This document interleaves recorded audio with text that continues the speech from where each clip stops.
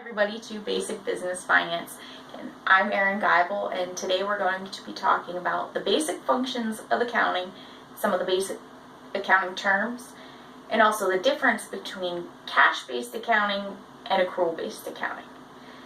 So with anything, we should start off by defining what accounting is. And accounting has two parts to it. It's the recording and the reporting of all of the transactions within a company as they relate to money. And really, that's almost any transaction within a company. It can somehow be broken down or related to money. For example, a company with inventory is the easiest here. When you buy inventory, cash goes out, things come into the company. When you sell that inventory, the things go out and the cash comes in. Both of those situations, something needs recorded. But also in companies that don't have inventory, you probably always have somebody on payroll. Any marketing you do, there's a dollar to it, whether there's any money coming in or not. Having labor dollars and or whatever you spend, the time spent, the things spent on marketing is going to cost you something. All of this needs captured within your accounting system or process, if you will.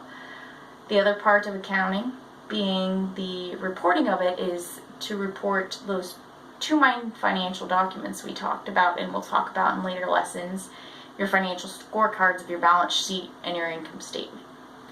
So accounting in general, the recording and reporting of all of these transactions. When we talk about the recording of it, a lot of us refer to that as the bookkeeping of a company, and that's the simpler term for it, really.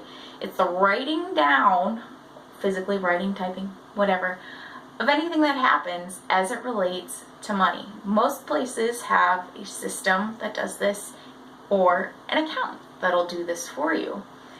But where those things are recorded is called a general ledger. And we're learning this term just to be familiar with it, as we will learn one other term today. The general ledger is where all of these things are written down and recorded. So they're all happening in one place. And they are happening in that place based on this other thing called the chart of accounts. And what this chart of accounts is a listing, line by line, number by number, of everything in your company you want to track. Everything from sales or revenue to expenses to taxes to utilities, as detailed or not as you want it to be. It's important to know about these two things as an owner or manager so you can set them up correctly to the things you want to track within your company. Your accountant and or business system will have a generalized listing of them, a generalized way of doing it. But you as a manager need to understand that you do have the ability to adjust these. You do or can affect them. You can make them record and track what you as a manager want to track to understand and analyze your business, but also relate it to those things you need to report on externally. So again, general ledger, where everything's kept, one place. Chart of accounts, listing of everything that you're keeping track of. With both of these, it's very important to have a process to capture them. Everything you do in your company needs to have a process. And that process, probably needs to relate back to accounting, because as we said earlier, almost every transaction relates to money somehow, relates to numbers. So we need to take that transaction, relate it to numbers, and record it. Part of your accounting means holding things accountable, so you need to have the control in place to do this, to make sure that sale was recorded. Because if you sold something and went, I remember 2 months ago we sold 50 of these. Yeah, a little too late to be writing that down, recording the income and the inventory out. For analyzation purposes, for reporting purposes, but also for managing purposes. If you didn't know that inventory was gone, did you know to buy more? Did you know who you sold it to? Did you know that they want 50 more? It's important to write things down, to report on them, but to control them, to make sure both of these things are happening. And after they happen, after they're recorded in that general ledger, we need to report on them, as we mentioned, that part 2 of what your accounting does. The two primary places that reports happen, at least on the external side, are your balance sheet and your income statement. These are the two scorecards that every company can produce and probably should produce for comparison, to analyze, to show externally to your shareholders, your stakeholders, your employees, anybody with an interest in the company. These are kind of two universal scorecards that everybody has, so they're comparable from place to place. We'll talk more about both of those and what they show in later lessons. But as far as accounting goes, we need to record our transactions, we need to report on our transactions, and we need to control them. Make sure both of those are happening. Second topic I wanted to talk about today was cash accounting versus accrual accounting. There's these two main ways to do any of your accounting. Your accountant, again, will know off the bat which way you are currently doing it, and probably as a manager you know the word. Whether you truly understand what that means or not, I'm here to clarify for you, so you will by the end of this lesson. Your cash-based accounting means transactions are recorded in your bookkeeping when cash changes hands. So say I go out and clean your house, perform that service for you. I hand you an invoice. No cash switched hands there. But next month, or 3 weeks from now, when you pay me, the cash changes hands and we record those things down in the book. Versus your accrual-based accounting, when that service would happen is when we'd record the income into the company. We wouldn't use cash, we'd use this other account called accounts receivable, which again we'll talk about later. We'd record it then versus when the cash actually came in. So a main difference there, cash accounting records when cash changes hands. Accrual-based accounting records when the transaction is complete.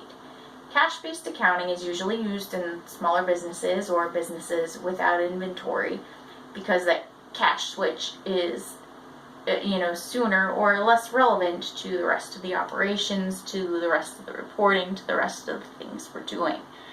In accrual-based accounting, it's more helpful, let's say, to analyze what's going on within your company, because you're not just recording when the cash changes, you're recording when you can expect cash to change hands, or can expect some income, expect some expense.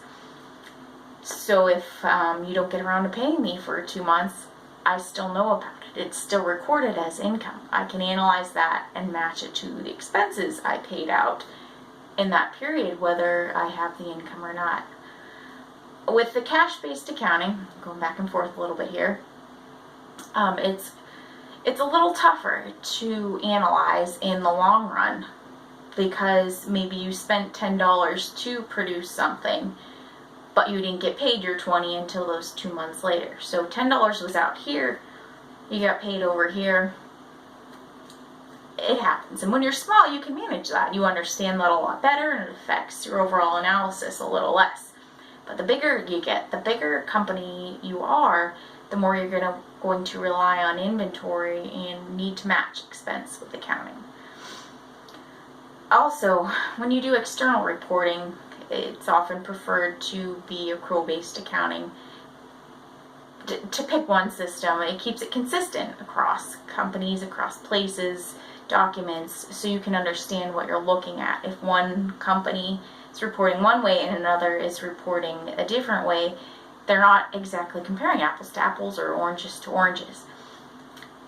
So the bigger you get, the more external documents you produce, the more the accrual accounting is going to be preferred. The more, on the flip side, internally, the more you analyze, the more internal reporting you need to do, again, the more the accrual-based accounting is going to be preferred. With either method, consistency is the most important. If you choose cash accounting, you need to stick with it. If you choose accrual accounting, you need to stick with that. Nothing works if you're trying to mash them together and report 2 different ways at the same time, or analyze 2 different ways at the same time.